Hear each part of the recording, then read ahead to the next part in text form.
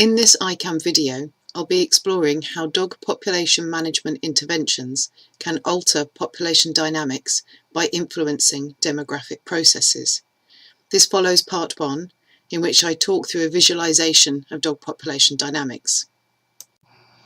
Here is that visualization, and I will be using this to look at how interventions can impact upon those processes that transition dogs between different states, and therefore can change the dog population makeup in a targeted way, allowing you to focus on the sources of those dogs that are causing or experiencing problems, such as dog bites, rabies, and poor welfare. This slide shows a representation of the entire Humane Dog Population Management, or DPM, system. The interventions I will be talking through today are shown in the green boxes. Firstly, legislation and enforcement. Then the fundamental DPM services.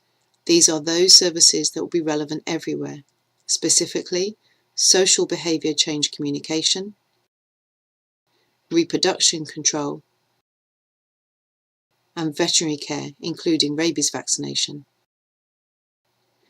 And then we have the context-dependent services.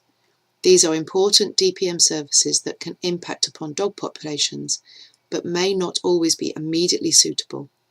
Rather, they have a particular time and place when they are most relevant. These include education of children, holding and rehoming centres, identification and registration,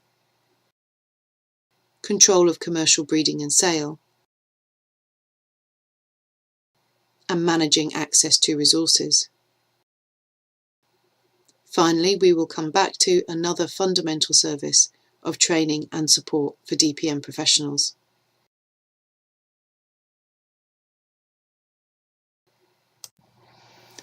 So here we are starting with the first intervention pillar of legislation and enforcement.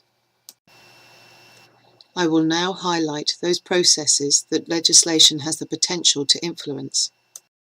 Animal protection laws require that sufficient and suitable care is provided to dogs, and in some countries, they also demand dogs are always confined or closely supervised. This can influence the processes of roaming and abandonment. Controls of breeders and sellers aim to improve good breeding practices and protect buyers. Mandating that dogs are identified and registered makes reuniting with owners easier. And dog control regulations outline how roaming dogs should or should not be managed by responsible authorities, potentially impacting on these processes, dependent on which intervention approach the regulations required. However, legislation is ineffective without enforcement, and enforcement is impossible without the understanding and support of local people, combined with the ability or services required for compliance. For example, there is no point mandating identification with microchips if neither chips nor readers are widely accessible. Neither will legislation be effective if introduced before society is ready to comply. So, legislation and enforcement must come in step with the provision of DPM services to be effective, and those services need legislation and enforcement to be sustainable. Perhaps the most fundamental DPM service to work with legislation and enforcement is social behaviour change communication. There are many different terms for this type of targeted communication, including communication for development or behaviour change campaigns. One difference with social behaviour change communication is that it looks not only at personal motivations and barriers for behaviours, but also at how social contexts and pressures can influence behaviour and tries to use these to its advantage.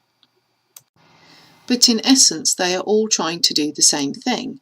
They're trying to get people to behave in a certain way that will help to manage dogs humanely. For example, considering adoption before purchasing a dog, or sterilisation of dogs before they have any unwanted litters. The potential for influence on dog population dynamics is huge. There are no processes in dog population dynamics that are not under the influence of human behaviour, and hence, changing people's behaviour, through services like social behaviour change communication is a fundamental part of effective and humane management. Reproduction control of dogs is another fundamental DPM service. As a whole, population size is controlled by the processes of birth and death. Culling roaming dogs to control the population is unethical, unpopular, and ultimately ineffective, as it only targets the current roaming dogs and not the source. So we turn to reproduction control as a humane way of managing numbers by reducing birth.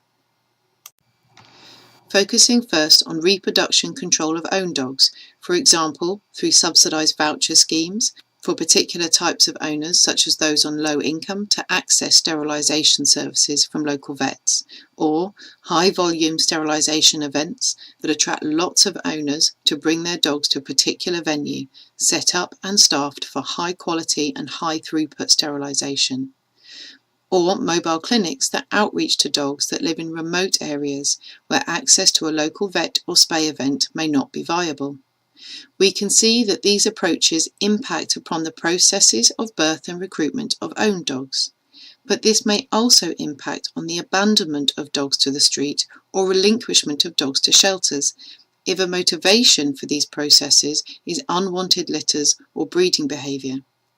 It may also have some impact on roaming behaviour, as there will be fewer females in heat to attract males to roam. It may also impact upon the number of puppies of owned dogs available for purchase or to be given away, although as these dogs have gone to new homes they are presumably wanted, and so this process is of less concern than abandonment or relinquishment. This highlights an important learning point about the use of reproduction control in owned dogs. The aim is to reduce unwanted litters and not to stop breeding of owned dogs altogether. Litters of owned dogs that are desired are an important positive part of dog dynamics, as it ensures there is a local source of dogs to meet demand. Otherwise, people who want a new dog will find themselves having to import dogs from further away or purchase them from breeders, pet shops or markets where welfare standards may be low and the puppies poorly socialised or unwell. Reproduction control of community or unowned dogs can be achieved through catch, neuter and return, CNR, also known as animal birth control, ABC, or catch, neuter, vaccinate and return, CNVR. This is reproduction control plus vaccination focused on the current community or unowned dog population. It requires capturing these dogs, transport to a clinic facility for sterilisation, a period of recovery, and then release at the point of capture. It addresses these processes of birth and recruitment in the unowned and community dogs. CNR is best done with considerable community engagement and action. Local people know the dogs and many of them care about their welfare. They are able to help with identifying dogs. This is particularly important to help avoid catching and sterilising owned dogs who are roaming, as sterilisation should not be done without informed owner consent. They are also able to help with catching, handling, post-operative care and ongoing oversight, as well as identifying any new dogs in need of sterilisation and vaccination. This help keeps costs down and also ensures there is community understanding and support for the service. CNR can be considered an alternative to the process of catching and removing dogs from the street to a shelter. Where the local community is willing to tolerate and care for these dogs in situ on the streets, it can be considered a good alternative. Shelters can be extremely expensive to run and can cause poor welfare for the dogs housed there, so should be avoided if at all possible. A key consideration when implementing CNR is that it should be applied on an individual dog basis as opposed to a blanket strategy for all dogs. Some roaming dogs will be more suitable for rehoming than CNR, such as weaned puppies. Dogs that are already in a poor state of welfare or aggressive towards community members are also not suitable for CNR, and an alternative management strategy will be needed. There is also a risk that CNR could encourage people to abandon dogs in a CNR project area, as they perceive this to be a location where dogs are receiving some care, and therefore preferable to abandonment somewhere with no official oversight of roaming dogs, although we are not aware of any data confirming the extent of this process in a CNR project area. Again, using full community engagement should help discourage this. Also, ensuring concurrent access to sterilisation services for owned dogs may help, as owners may consider this an alternative route to abandonment. Veterinary care in DPM includes preventative measures, including vaccination and treatment for illness and injury. Providing access to affordable veterinary care influences population dynamics principally by improving dog health and welfare and reducing mortality, but also potentially by reducing abandonment and relinquishment, where this is motivated by owners wanting to remove a sick dog from their home, for example a dog with a visible skin condition, and feeling unable to access veterinary care as an alternative. When this is focused on vaccination and/or parasite control, veterinary care also makes an important contribution to public health by reducing the risks of zoonotic infections such as rabies and echinococcus. Rabies vaccination of a sufficient proportion of the dog population not only provides protection to those individual dogs and the people they live with, but creates herd immunity that can eliminate rabies virus from the whole dog population. Dog population management can support rabies control in different ways, but principally this is by making dogs more accessible for regular vaccination, by increasing responsible ownership and care, and reducing the number of unwanted and uncared for dogs. As with improving dog welfare, reducing the risks of zoonotic infection may also help address motivations for abandonment and relinquishment. Basic veterinary care should also include humane euthanasia for untreatable health and behavioural conditions, to end animal suffering and as an alternative to abandonment or relinquishment. The interventions described so far are fundamental to all DPM systems. They will be required for effective dog population management in every location, although targets, milestones and activities involved will differ between location and over time. However, there are other DPM services that will have their time and place. These are the context-dependent services, and we'll talk about those now. The first of these context-dependent services that I will be exploring here is education of children. In some locations, the behaviour of children will be noted as something that needs to be changed. Rather than teaching children about general DPM concepts, education is usually focused on safety around dogs and providing care for dogs, as priority behaviours children can perform that influence DPM impacts. So although this hopefully leads to an immediate reduction in dog bites and better bite treatment, the immediate impact on dog population dynamics may be minimal. There is some potential for an improvement in care of owned dogs, which may in turn reduce roaming, abandonment and relinquishment. However, education of children can lay the foundations for kindness and compassion towards animals, responsible dog ownership and caring behaviours in later life, and so, in the long term, has the potential to impact upon all those processes relating to human behaviour, in other words, the entire population dynamic system. Holding facilities and rehoming centres can also be considered context-dependent services, as they are not always required for effective management. Holding facilities provide a location for dogs removed from the streets to be housed whilst attempts are made to trace their owners. This process of reuniting dogs with their owners is preferable to rehoming, and is greatly facilitated by a functional identification and registration system. If reuniting of dogs is not achieved at the holding facility within an agreed period of time, often between 1 and 4 weeks, dogs can then be considered for adoption to a new home. The rehoming centre responsible for this process may be the same organisation and site as the holding facility, or it may be different. It may also not be a physical location with kennels, but instead a foster system using people's homes as temporary accommodation. The rehoming centre can also provide a route for dogs to be relinquished rather than abandoned to the street. These should only provide temporary housing for dogs before they are adopted or euthanised due to ill health or behaviour problems that prevent them from being rehomed.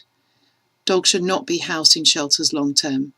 Shelters are not an essential or even desired part of DPM. They can be extremely expensive to run and, unless well managed, can cause significant welfare problems for the dogs that they house. There are several more preferable alternatives, such as fostering, managing the current roaming dogs on the street via CNR rather than catching and removing them, and support for dog training so that dog behaviours don't become a reason to relinquish. Identification and registration is a context-dependent service, appropriate to use when dog owners and available technology are ready. The photo here is from an RSPCA campaign in the UK, introduced after microchipping of dogs became mandatory in 2016. As I already mentioned when I talked about holding facilities, a system of identification and registration can greatly improve the chances of reuniting lost dogs with their owners. It may also create a greater sense of responsibility in owners who may be less inclined to let their dog roam, or more importantly, less inclined to abandon them. There may also be opportunities to communicate with owners through registration systems, for example, to send rabies vaccination reminders. In theory, identification and registration can provide a foundation for enforcement of many aspects of legislation, as it provides proof of ownership. However, this requires mandatory implementation across all dogs, and the types of owners likely to ignore or evade the requirement to identify and register their dogs may also be the same people who don't comply with other legislation, so its effectiveness for enforcement may be somewhat less than hoped. Acquiring dogs from breeders, pet shops and markets may be identified as a problem in some locations, requiring legislation, enforcement and education to control commercial breeding and sale. Legislation controlling breeders and sales outlets aim to impact upon purchase and supply of dogs by reducing the supply of sick and poorly socialised dogs that are more likely to be at risk of poor welfare, abandonment or relinquishment. Legislation and campaigns targeting breeders and potential buyers can also aim to drive forward good breeding standards and ask potential owners to acquire dogs responsibly. They can also encourage potential owners to consider adopting their next dog instead of purchasing. Reducing access to food resources by removing garbage or stopping feeding is sometimes proposed as a strategy for managing dogs. However, the demographic process on which reducing food sources acts is death, malnutrition and starvation resulting from a change in food supply. This cannot be considered a humane option. However, there are options for altering where and when resources are provided in order to influence the location of roaming dogs, although this must be done with care and in combination with other DPM services. For example, people can be asked to feed community dogs in areas away from potential conflict zones, such as schools and hospitals. Dog-proof bins can reduce congregations of dogs around accessible garbage in specific high conflict areas where roaming dogs are not well tolerated. Instead, food is provided in agreed alternative areas, potentially providing a location, an opportunity to monitor roaming dogs and deliver other DPM services such as veterinary care and reproduction control. And where the tapeworm, Echinococcus granulosus, is known to be a concern, there will also be a need to prevent dogs from accessing untreated and potentially infected offal from slaughterhouses and meat processing plants to prevent further transmission to people. All of the DPM interventions mentioned here require the actions of skilled professionals, veterinarians, veterinary nurses and technicians, animal welfare officers, public health officials, teachers, and rehoming centre staff. In many locations, these professionals lack the training, mentoring, and support they need to be an effective and compassionate part of a DPM intervention, and supplementary training will be needed. Hence, here I am returning to a final fundamental DPM service, the provision of training and support for professionals involved in DPM. As with changing human behaviour through social behaviour change communication, there is no process within dog population dynamics that is not influenced by DPM professionals, as they support the capability, opportunity, and motivation for people to change their behaviour towards dogs. I hope you found this exploration of how DPM interventions can alter dog population dynamics useful. If you would like to learn more about basic dog population dynamics, go back to part 1 for an explanation of the visualization of dog dynamics that I used today. If you would like to learn more about implementing the DPM interventions that I referred to today, take a look at ICAM's Guide to Humane Dog Population Management. Many thanks.